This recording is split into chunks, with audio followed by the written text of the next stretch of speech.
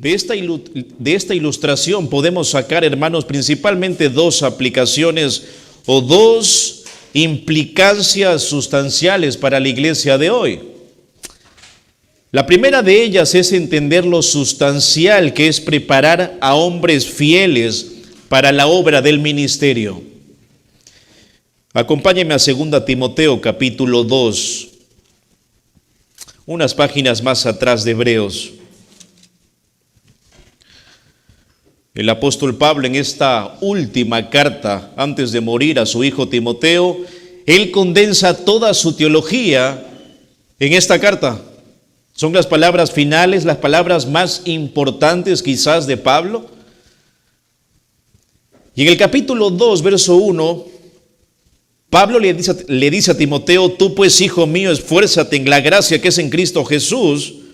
Lo que has oído de mí ante muchos testigos, esto encarga a hombres fieles que sean idóneos para enseñar también a otros. Verso 1, ve el texto: tú pues, o también por lo tanto, o así que.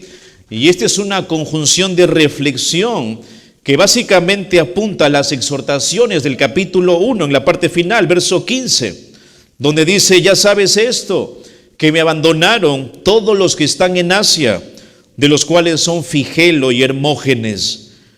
No se conoce más de estos hombres, pero es probable que hayan sido líderes prometedores, cercanos al apóstol Pablo, pero que lo abandonaron debido a la persecución. Y en ese contexto justamente viene la fuerza de estas palabras: tú pues, hijo mío, esfuérzate. El verbo esfuérzate es un verbo imperativo, es un mandato, es una orden.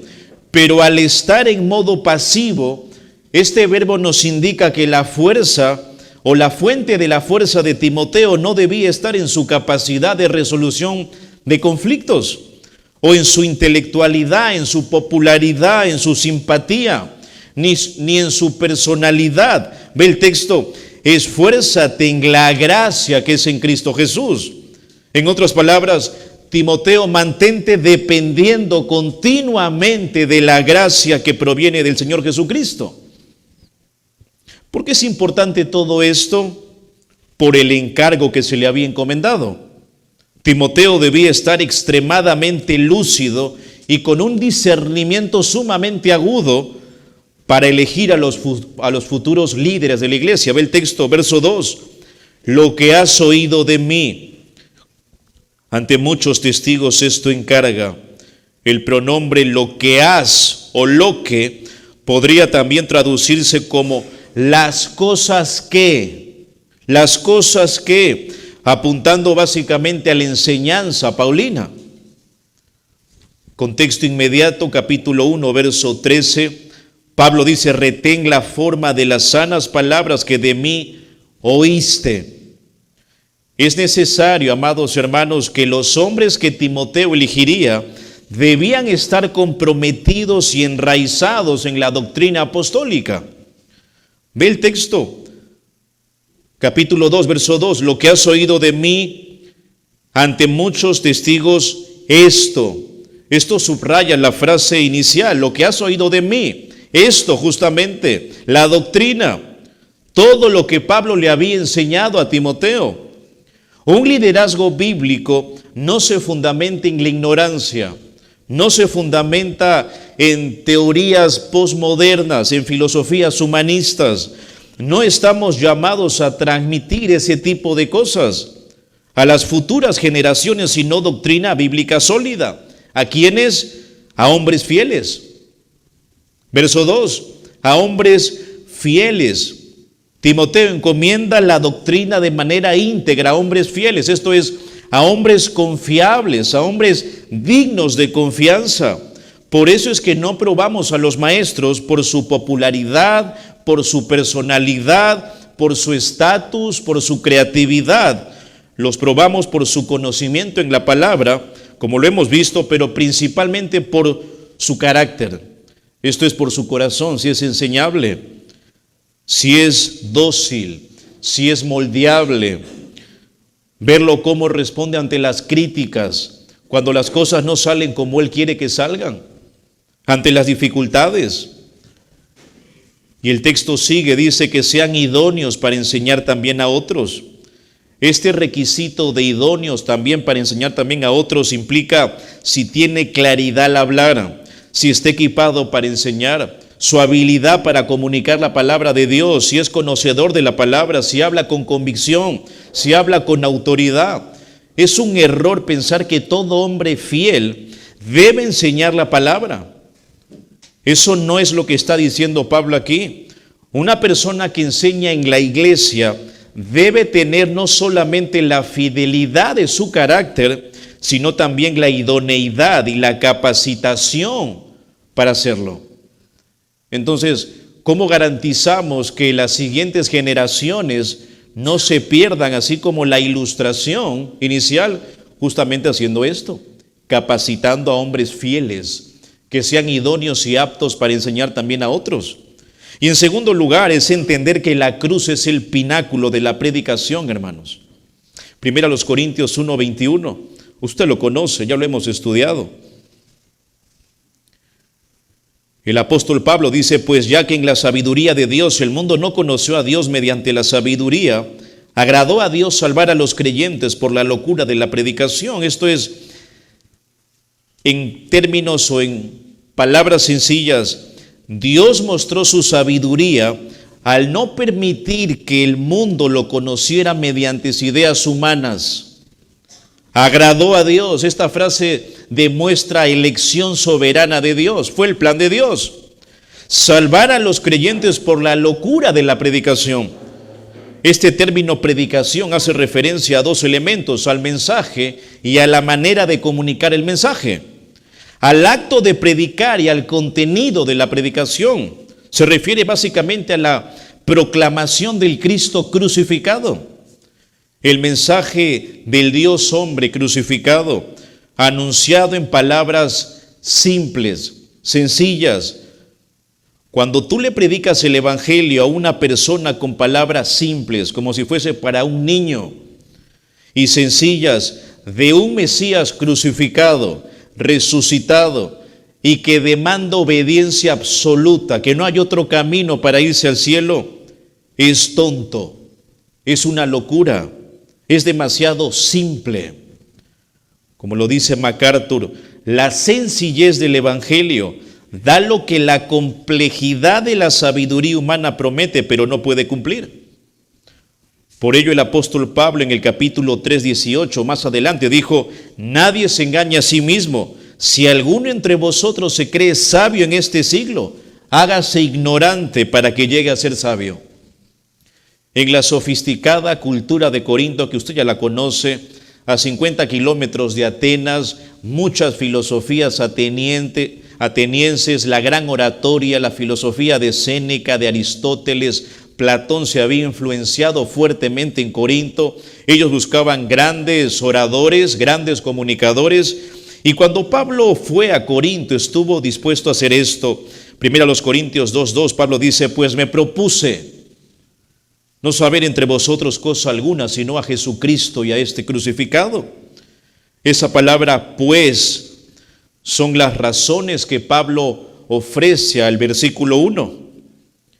Él no trató de sobresalir ni en elocuencia, ni en razonamientos filosóficos, sofistas, platónicos, porque ya de antemano había resuelto no saber cosa alguna, sino a Cristo y a este crucificado.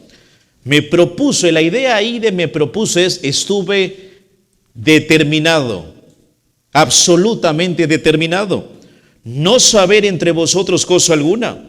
Pablo, hermanos, no estaba interesado en discutir en ideas o puntos de vista humanos, suyas o de cualquier otra persona. No predicaba acerca de Jesús como el maestro perfecto, el ejemplo perfecto, el hombre perfecto, aunque era todo esto. El fundamento de toda su predicación, ve el texto, era, verso 2, Jesucristo y a este crucificado. Como lo dijo un comentarista, hasta que una persona no acepte la revelación de Dios en la cruz, no importa ninguna otra revelación. Fin de la cita. La persona de Cristo y el oficio de Cristo constituyen la esencia del evangelio. Ve el texto. Me propuse no saber entre vosotros cosa alguna, sino a Jesucristo, esto es su persona, y a este crucificado, su oficio. Y Cristo crucificado justamente es la única esperanza que tenemos como seres humanos. Y es el tema de Hebreos capítulo 10, el Cristo crucificado. Quiero que me acompañe Hebreos capítulo 10. Esta sección de Hebreos abarca del capítulo 10, verso 1 al 18. Es la última sección quizás de esta sección amplia que partió desde el capítulo 7 en realidad. Hebreos 10 del 1 al 18. Véalo en su Biblia. Porque la ley, teniendo la sombra de los bienes venideros, no la imagen misma de las cosas, nunca puede, por los mismos sacrificios que se ofrecen continuamente cada año, hacer perfectos a los que se acercan. De otra manera cesarían de ofrecerse, pues los que tributan este culto limpios una vez no tendrían ya más conciencia de pecado. Pero en estos sacrificios cada año se hace memoria de los pecados. Verso 4, porque la sangre de los toros y de los machos cabríos no puede quitar los pecados, por lo cual entrando en el mundo dice, sacrificio y ofrenda no quisiste, mas me preparaste cuerpo, holocaustos y expiaciones por el pecado no te agradaron. Entonces dije, he aquí que vengo, Dios, para hacer tu voluntad, como en el rollo del libro está escrito de mí, diciendo primero, sacrificio y ofrenda y holocaustos y expiaciones por el pecado no quisiste, ni te agradaron, las cuales cosas se ofrecen según la ley, y diciendo luego, he aquí que vengo, Dios, para hacer tu voluntad, quítalo primero para establecer esto último. En esa voluntad somos santificados mediante la ofrenda del cuerpo de Jesucristo, hecha una vez para siempre. Y ciertamente todo sacerdote está día tras día ministrando y ofreciendo muchas veces los mismos sacrificios que nunca pueden quitar pecados. Pero Cristo, habiendo ofrecido una vez para siempre un solo sacrificio por los pecados, se ha sentado a la diestra de Dios. De ahí en adelante esperando hasta que sus enemigos sean puestos por estrado de sus pies, porque con una sola ofrenda hizo perfectos para siempre a los santificados. Verso 15, y nos atestigua lo mismo el Espíritu Santo, porque después de haber dicho, este es el pacto que haré con ellos. Después de aquellos días, dice el Señor, pondré mi ley en sus corazones y en sus mentes las escribiré. Añade, y nunca más me acordaré de sus pecados y transgresiones, pues donde hay remisión de estos, no hay más ofrenda por el pecado. Aquí en Hebreos 10, del 1 al 18, el autor nos va a mostrar el registro de la muerte de Jesús desde una perspectiva teológica más que histórica. Teológica. El capítulo 10 de Hebreos enfatiza el sacrificio perfecto de Jesucristo en contraste con los sacrificios imperfectos que se ofrecieron bajo el antiguo pacto.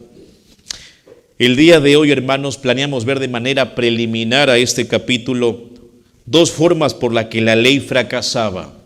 Dos formas por las que la ley fracasaba. La primera de ellas es porque no podía ofrecer acceso a Dios, verso 1. Y la segunda de ellas es porque no podía quitar el pecado, verso del 2 al 4. Dos formas por las que la ley fracasaba, que en realidad lo van a preparar para la sección que viene, del versículo 5 al 18. Primera forma de dos, no podían ofrecer acceso a Dios, verso 1. Hebreos 10:1, ve el texto. Porque la ley, esta conjunción porque da pie a la continuación del capítulo 9, del 24 al 28. Porque la ley, y la ley se refiere a todo lo que implica la función sacerdotal, pero, escuche esto, por extensión a todo lo que implica la ley del Antiguo Testamento. ¿De dónde saco esto? Del 7, 11 y 12. Ya lo hemos visto. Capítulo 7, 11 y 12. Entonces, el autor dice, porque la ley, esto es todo lo que implica la ley, teniendo la sombra. En el texto original, la primera palabra de este verso es sombra. Así empieza el texto. ¿Y por qué es importante esto? Porque el autor está enfatizando algo, que la traducción de la versión de las Américas lo traduce así muy bien. Puesto ya que la ley solo tiene la sombra, es la idea.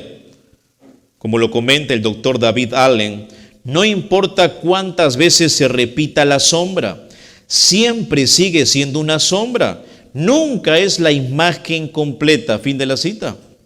El término sombra aquí se refiere a una sombra pálida, contrastada con una nítida. La ley, las ceremonias, las observancias del Antiguo Testamento y los rituales, todos juntos eran solamente una sombra pálida. ¿Ve el texto? No es la imagen misma de las cosas. La palabra imagen es réplica exacta, representación completa, reproducción detallada. Y esta palabrita imagen aparece en Colosenses 1:15. Cuando Pablo habla acerca de la deidad del Señor Jesucristo y dice, Él es la imagen del Dios invisible, el primogénito de la creación. En Colosenses, que Cristo sea la imagen significa que participa de la misma esencia o naturaleza de Dios. Así también aquí, la ley es inferior porque no participa de la realidad, de la esencia, de la sustancia, de lo que prefigura o pronostica. Es solamente una sombra, eso es todo. Eran sombras y solamente podían reflejar una imagen pálida, tenue de los bienes venideros. Ve el texto. La ley tiene una sombra, teniendo la sombra, no la imagen misma de las cosas, de los bienes venideros. Esta frase resume todo lo que Cristo compró y logró para nosotros en virtud de su vida, muerte y resurrección. Los bienes venideros, la redención eterna lograda por Cristo, es el contraste clave entre el antiguo y el nuevo pacto. Y pensando en el contexto, es como decir la ley contiene las sombras, Jesucristo la esencia. Es la idea.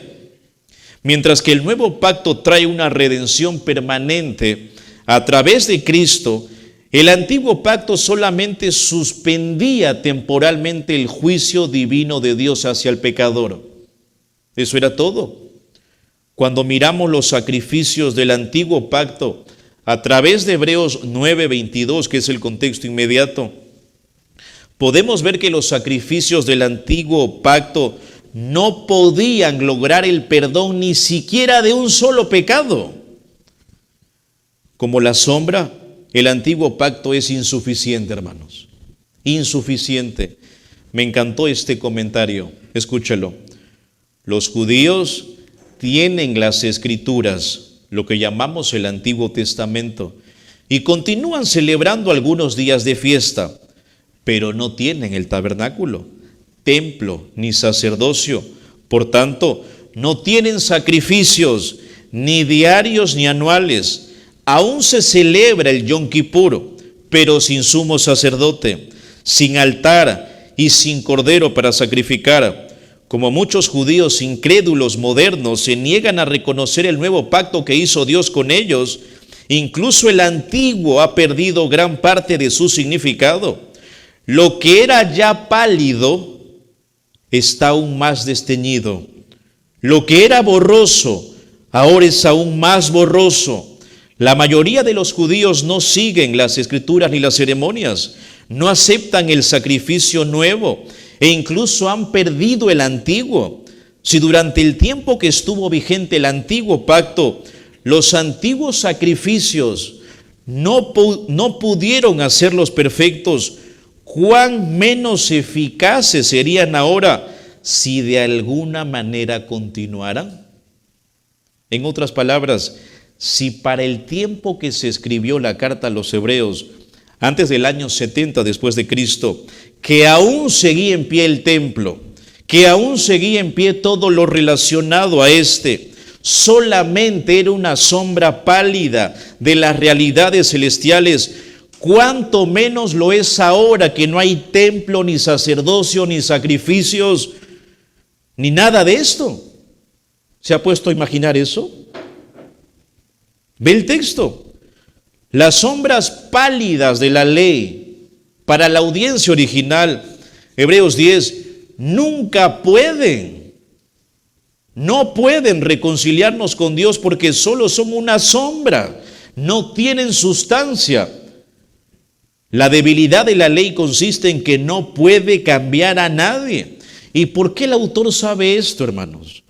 Simple, porque la repetición de los sacrificios levíticos continuamente demostraban fehacientemente la naturaleza limitada de su utilidad. Ve el texto, Hebreos 10, versículo 1, porque la ley, teniendo la sombra de los bienes venideros, esto es, todo lo que hemos ganado en Cristo, es una sombra, no la imagen misma de las cosas, nunca puede, y aquí viene el punto, por los mismos sacrificios que se ofrecen continuamente cada año. Los mismos sacrificios es una referencia por el contexto inmediato al día de la expiación, porque se repite allí cada año. Y vea el énfasis del autor en acumular términos mismos. Estos no son nuevos, son antiguos, son los mismos sacrificios. Continuamente, cada año. Podría apilarse una sombra sobre otras sombras y aún no tendrían el cuerpo. Es inútil. ¿Qué es lo que pueden lograr los sacrificios continuamente cada año? O mejor dicho, ¿qué es lo que no podían hacer? El texto dice, hacer perfectos a los que se acercan. El término perfectos por el contexto habla de satisfacer perfectamente las demandas de Dios, o en otras palabras, reconciliarnos con Dios. Lo vimos en el contexto más lejano. La perfección no podía obtenerse mediante el sacerdocio. Mira el capítulo 7, verso 11. Capítulo 7, verso 11. Si pues la perfección fuera por el sacerdocio levítico, esto es, si nosotros hubiésemos sido reconciliados con Dios por el sacerdocio de Leví, porque bajo él recibió el pueblo la ley, esto es, la ley fue dada al pueblo bajo el fundamento del sacerdocio. No pierda de vista eso. Pregunta, ¿qué necesidad habría aún de que se levante otro sacerdote según el orden de Melquisedec y que no fuese llamado según el orden de Aarón? Claro, como era de acuerdo a la ley. Verso 19. Pues nada perfeccionó la ley, y de la introducción de una mejor esperanza por la cual nos acercamos a Dios. Los sacrificios ordenados en la ley no pueden perfeccionar la conciencia del pecador. Hermanos, esto lo vimos hace meses atrás. La ley no reconcilia al hombre. Jesucristo no fue de la tribu de Leví, de la familia de Aarón, sino de la tribu de Judá, y sacerdote de acuerdo al orden de Melquisedec. Esto rompe toda la ley, porque la ley se fundamenta sobre el sacerdocio. El sacerdocio. Al haber cambio de sacerdocio hay cambio de ley. ¿Es la idea? Es cambio de ley. Ve el 9:9. Por eso es que es inútil que volvamos al antiguo pacto cuando estamos en el nuevo pacto. Dice, lo cual es símbolo para el tiempo presente, según el cual se presentan ofrendas y sacrificios que no pueden hacer perfectos en cuanto a la conciencia al que practique ese culto. Y aquí, hermanos, anticipamos un poquito de lo que veremos más adelante. Los que vivimos bajo el nuevo pacto podemos gloriarnos de la naturaleza permanente y final de la solución obrada por Cristo Jesús, eternamente duradero en sus efectos. Jesús anticipó esto cuando estuvo con los discípulos en Juan 13:10, cuando les dijo: el que está lavado no necesita sino lavarse los pies, pues está todo limpio, y vosotros limpios estáis, aunque no todos, justamente hablando de Judas Iscariote. Algo parecido encontramos en la carta de 1 Corintios, capítulo 6, versículo 9. Ve el texto. Vaya conmigo a Corintios 6:9.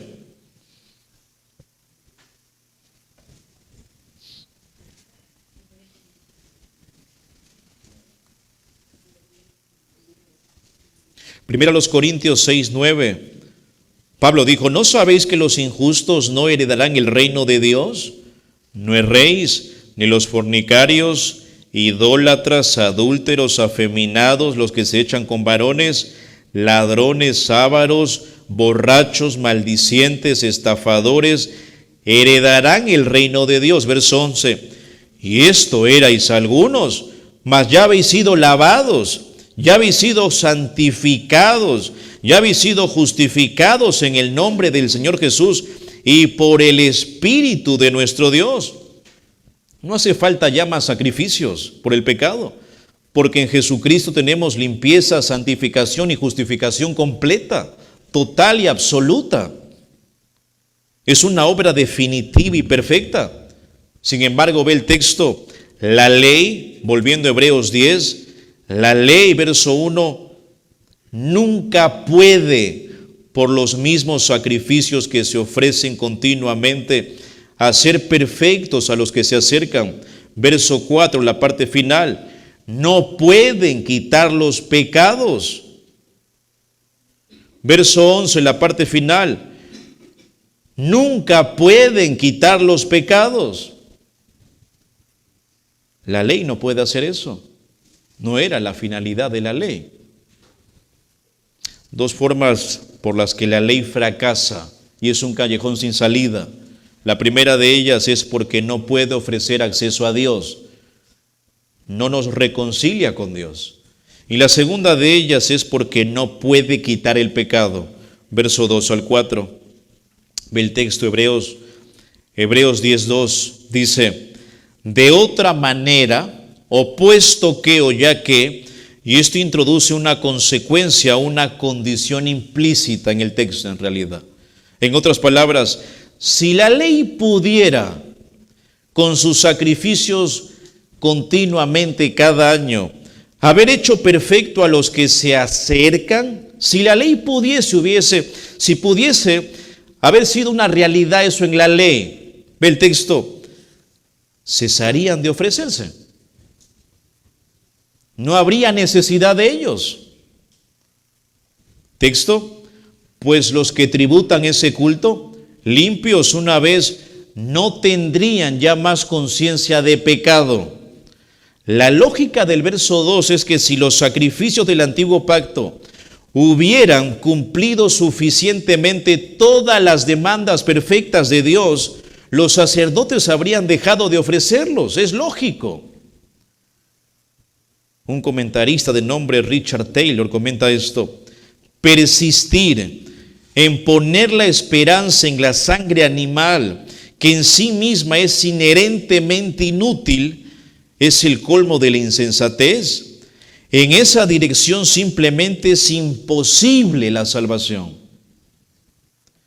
Y ahora el autor, en el verso 3 y 4, pasa a darnos dos conclusiones para demostrar finalmente la inutilidad de aquellos sacrificios.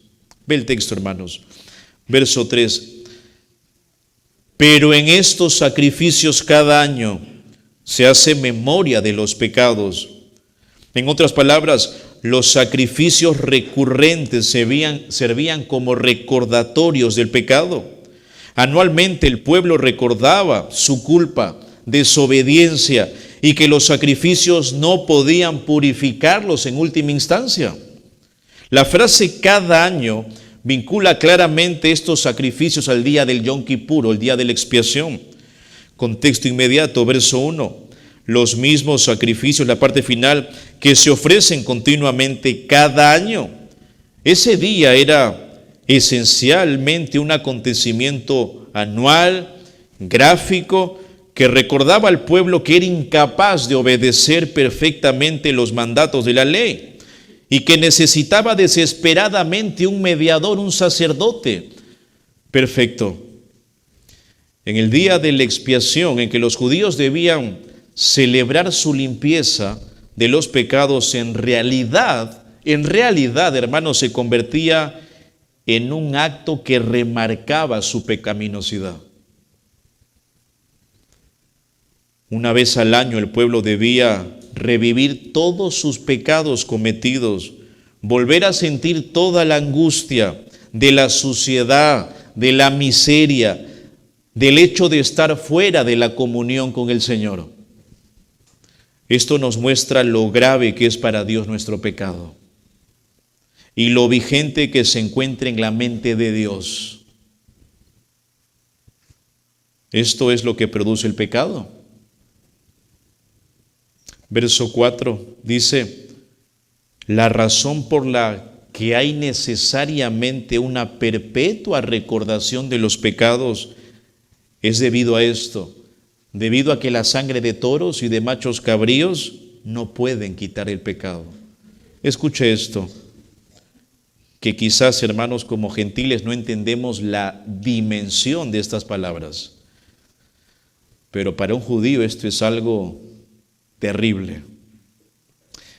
Mire lo que hacían los judíos en la época hace 2000 años atrás. Escuche esto.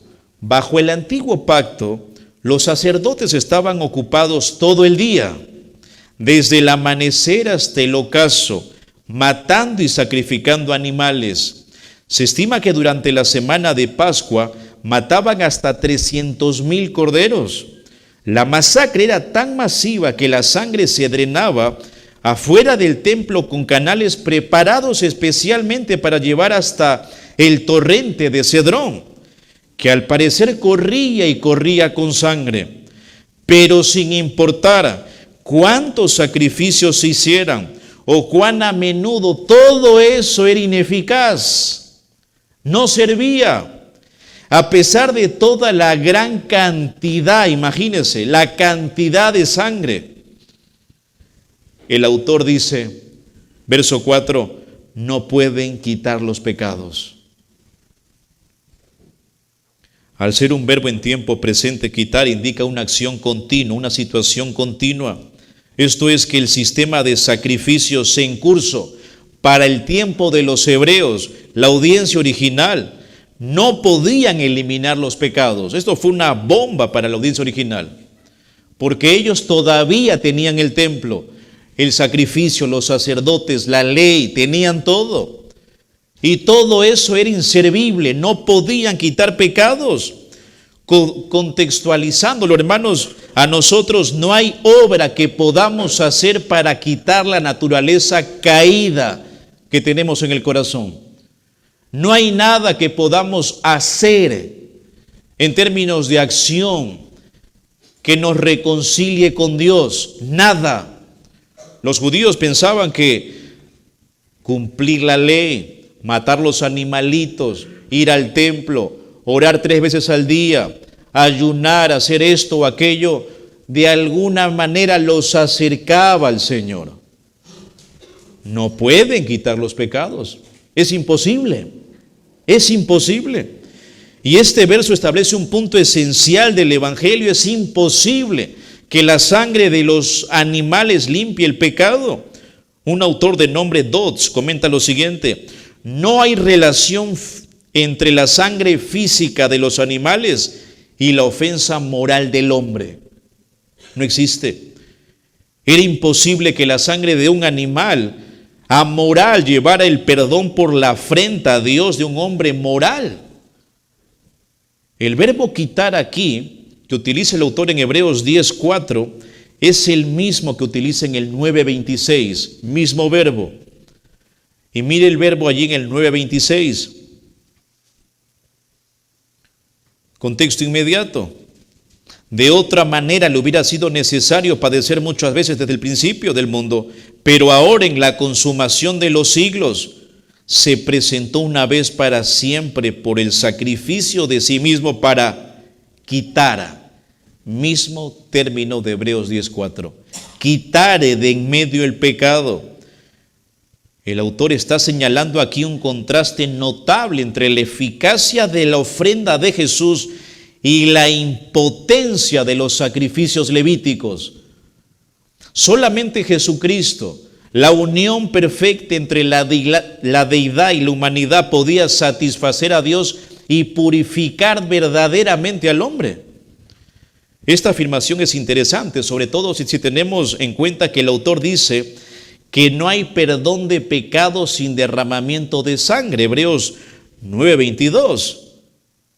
Sin embargo, los sacrificios del antiguo pacto, con toda la cantidad, tuberías repletas de sangre, sacrificando animales una y otra vez, con todo eso, hermanos, no podían quitar el pecado.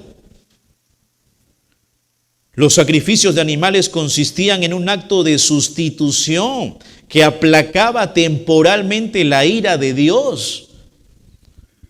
Aunque Dios había instituido estas prácticas para que el hombre no tuviese que ofrecer su vida, las tales eran solamente sustituciones temporales, efímeras. Y los autores del Antiguo Testamento habían expresado el descontento de Dios con el sistema sacrificial. Ellos lo sabían. Ellos escriben que el significado de un sacrificio a Dios no se debe buscar en el animal ofrecido, sino en el corazón contrito y humillado. Primero de Samuel 15:22. Primero de Samuel 15:22, dice allí el autor: y Samuel dijo: ¿se complace Jehová tanto en los holocaustos y víctimas como en que se obedezca la palabra de Dios? Ciertamente el obedecer es mejor que los sacrificios, y el prestar atención que la grosura de los carneros. Salmo 46, solamente apúntelo, dice el texto: sacrificio y ofrenda no te agradan. Has abierto mis oídos, holocausto y expiación no has demandado. ¿Se acuerda usted Romanos 12:1? Cuando Pablo dice allí: por lo tanto, hermanos, por las misericordias de Dios, les demando a ustedes que se presenten como sacrificio ¿qué? Vivo, santo, agradable a Dios, porque los sacrificios muertos del Antiguo Testamento no tienen nada que hacer, hermanos. No agradan a Dios, no era el fin. El creyente es un sacrificio vivo, obediente a Dios, que es un culto racional, no conformándose al pensamiento y a las filosofías de este siglo, sino adoptando una manera de pensar cristiana para saber cuál es la buena voluntad de Dios. No interesa lo que podamos hacer en términos de rituales eclesiásticos. Eso no importa. Importa tu vida de lunes a domingo, donde nadie te ve. Recuerde, este corazón de labios me honra, pero su corazón está lejos de mí. Claro, eran religiosos de primera, trataban de cumplir las observancias de la ley externamente, pero su corazón estaba afuera. Verso 4, Hebreos 10, la sangre de los toros y de los machos cabríos, toda esa cantidad de sangre no puede quitar los pecados. La contaminación moral no puede ser removida por medios materiales, físicos. Hebreos 9:10. Mira el contexto más lejano. Hablando justamente de las observancias de la ley, del sistema levítico, el autor dice: ya que consiste, enfatiza esto, solo, nada más que esto, solo de comida, bebidas, de diversas abluciones, estos son lavamientos y ordenanzas acerca de ¿qué? ¿Del espíritu? No, de la carne. impuestas hasta el tiempo de reformar las cosas, y es justamente la llegada de Cristo Jesús, el nuevo pacto. Dos formas por las que la ley fracasaba, que lo preparan para contemplar el sacrificio perfecto de Cristo. Número uno, escuche, la ley no podía ofrecer acceso a Dios. No intente tratar de cumplir la ley pensando que va a agradar a Dios. No haga eso. Y número dos, la ley no puede quitar el pecado. Verso 2 al 4. Debemos preguntarnos esto. ¿En qué estamos fundamentando nuestra esperanza de salvación? ¿Seguimos como el día de nuestra conversión, confiando en la naturaleza suficiente, eterna, permanente, profunda y completa del sacrificio de Cristo? ¿Seguimos convencidos de que no existe pecado, que aquel sacrificio no puede expiar, que no hay conciencia que aquel sacrificio no pueda limpiar? ¿O piensas todavía que si guardas cierta ley, ciertos mandamientos, si haces tal cosa o no las haces, de alguna manera estás más cerca al cielo? Deja de pensar así, hermano. Si tú te vas al cielo es únicamente por la fe en el Señor Jesucristo. Es una obra de gracia y de misericordia. Y obviamente todos aquellos que son creyentes se va a evidenciar en buenas obras. Pero las buenas obras nunca son el medio de salvación. Nunca lo fueron en la historia bíblica y nunca lo serán. Siempre la salvación ha sido mediante la fe. Un regalo de gracia. Los que se acercaban al tabernáculo no tenían nunca la convicción de una limpieza definitiva, porque los sacrificios del antiguo pacto no lo podían proporcionar. Mi confianza no está en lo que yo pueda hacer, sino en el sacrificio perfecto del Señor Jesucristo, quien hace justamente lo que aquellos sacrificios no podían hacer: quitar pecados. El que invoca el nombre del Señor será salvo. Salvo. Si vengo obviamente en arrepentimiento y fe a Él, si creo en el Señor Jesucristo, en el Jesús de Nazaret, como lo dijo el apóstol Pedro allí en Pentecostés, en Hechos 2, en el personaje histórico de ese carpintero de hace 2000 años, que vivió una vida perfecta, que fue tentado en todo pero sin pecado, y que murió por los pecados de los suyos, y al tercer día resucitó. Y está en estos momentos intercediendo día y noche en ese ministerio sumo sacerdotal, según el orden de Melquisedec, para que nadie se pierda y nadie perezca. Si creemos en ese mensaje, somos salvos. Así de sencillo. Es simple. Hasta un niño puede entenderlo. Esa justamente es la locura de la predicación. Explicar la obra y la persona de Cristo en palabras simples. No tengo nada que hacer para ser salvo, solamente confiar en Él. No pienses que guardando tal día, guardando tal observancia de la ley, vistiéndote de tal forma, absteniéndote de tales alimentos, te hace más santo. No pienses así, hermanos. Los judíos estaban muy aferrados a esto. Era parte de su identidad nacional. Y esto fue, obviamente, un golpe directamente a la yugular. Todo lo que estaban viendo, las ceremonias, el templo tan lujoso, no servía. Solamente servía depositar mi confianza en ese hombre que crucificaron. Difícil, pero a veces somos así. Creemos que alguna buena obra puede acercarnos a Dios, que somos más espirituales porque hacemos tal o cual cosa. Y no es así. Nunca fue así, ni en el Antiguo ni en el Nuevo Testamento. Dios quiere nuestro corazón consagrado a Él, en arrepentimiento y fe únicamente a Cristo. Recuerde que la salvación es por gracia. No lo mereces. No lo mereces. Tampoco yo.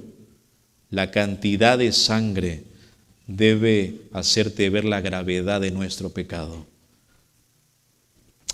Amado Señor, te damos gracias por este tiempo y por esta sencillez, Señor, de las palabras aquí de el autor a los Hebreos.